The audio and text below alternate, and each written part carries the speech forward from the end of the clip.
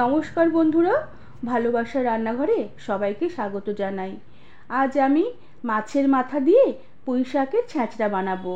রেসিপিটি ভালো লাগলে একটি লাইক, শেয়ার আর সাবস্ক্রাইব করে দেবার অনুরোধ রইল। প্রথমে আমি মাছের মাথাগুলোকে ভেজে নেব। এর জন্য কড়া বেশ ভালো করে গরম করে কড়াতে পরিমাণ মতন তেল গরম করে নিলাম। এরপর নুন হলুদ মাখানো মাছের মাথাগুলোকে আমি গরম তেলে দিয়ে দিলাম। এরপর মাথাগুলোকে আমি বেশ সাবধানে ভেজে নেব, কেননা মাথা তেলে দেবার পরে ভীষণ ফোটে। আর মাথাগুলো লাল লাল হয়ে আসলে বেশ নেড়ে চেড়ে হালকা করে ভেজে নিয়ে আমি কড়া থেকে তেল ছেঁকে উঠিয়ে রেখে দিলাম। এরপর এই মাছের মাথা ভাজার তেলেই আমি কেটে রাখা পুঁই শাক দিয়ে দিলাম। পুঁই শাকের আমি ডাঁটাগুলো এখন দিয়েছি, তার সাথে আছে আলু, বেগুন, কুমড়ো, কাঁঠাল বিচি, গাঁঠি কচু আর কিছুটা থোড় দিয়েছি।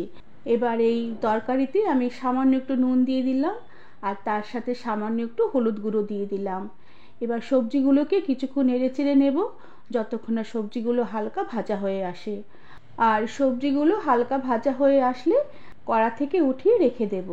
এভাবে সবগুলো সবজি কড়া থেকে উঠিয়ে রেখে দেবার পরে আমি কড়াটাকে বেশ ভালো করে পরিষ্কার করে নিয়ে আবার গ্যাসে বসিয়ে দিলাম আর কড়াতে সামান্য সাদা তেল দিয়ে দিলাম।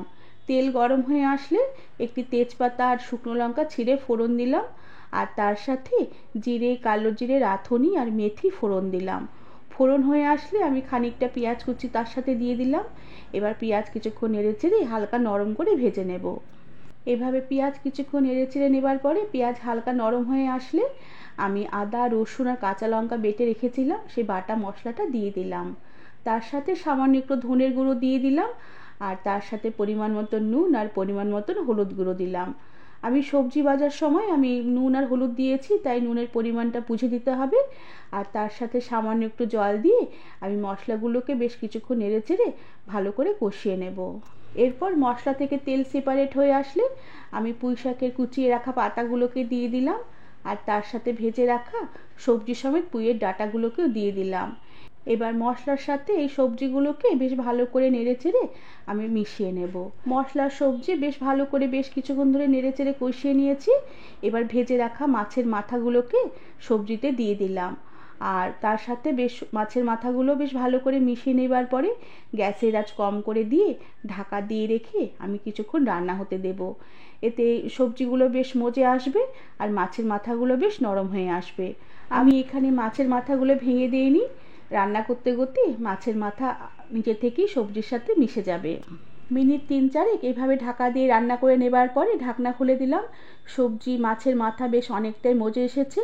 এবার আরও বেশ কিছুক্ষণ নেড়ে চেড়ে নেবার পরে আমি সবজিগুলো সেদ্ধ হওয়ার জন্য আমি 1 কাপের মতন জল দিয়ে দিলাম। আর জল দিয়ে সবজিগুলোকে বেশ ভালোভাবে নেড়ে চেড়ে মিশিয়ে নিয়ে আমি একটা চেরা কাঁচা লঙ্কা দিয়ে দিলাম আর ঢাকা দিয়ে রেখে কম আঁচে প্রায় 5-6 মিনিটের মতন আমি পুঁই শাকের এই ছ্যাঁচড়া রান্না হতে দিলাম। 5-6 মিনিট পরে ঢাকনা খুলে দিলাম। সবজিগুলো বেশ খুব সুন্দরভাবে সেদ্ধ হয়ে গেছে আর এবার গ্যাসের আঁচ বাড়িয়ে দিলাম এই বাড়তি জলটা শুকিয়ে নেবার জন্য। আর তার সাথে স্বাদের ব্যালেন্সের জন্য সামান্য একটু চিনির ছিটে ছড়িয়ে দিলাম।